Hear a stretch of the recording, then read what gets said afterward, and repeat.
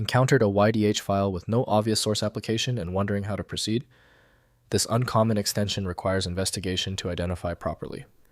I'm Evan Brooks, Certified Support Engineer, and I'll guide you through identifying and opening these mysterious YDH data files. A quick note, our segment will highlight the immense value of having one comprehensive file inspector that can instantly handle stubborn errors across many different file extensions. YDH files are uncommon data files lacking widespread public documentation about their format or originating application. The extension may belong to specialized industry software custom databases, proprietary tools, or application-specific data containers requiring particular software for proper interpretation and access. YDH files have undocumented internal structure requiring source application identification for proper handling. The file may contain binary data structured records, compressed content, or encoded information following a proprietary specification unique to its creator application without public format documentation. The initial software setup links the YDH file directly to ChairID by Marco Pontello. The file requires external codec support that Windows does not provide natively. Windows shows nothing meaningful, so correct interpretation relies on archival or legacy software.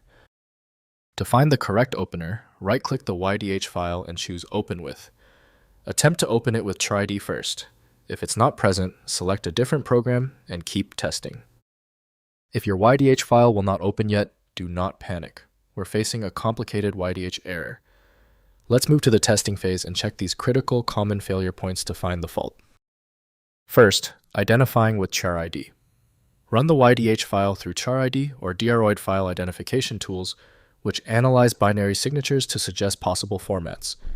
These utilities examine file headers and structural patterns, providing educated guesses about the YDH file's origin and the applications most likely able to open it. Next, inspecting file contents. Open the YDH file in a hex editor like HXD or 010 editor.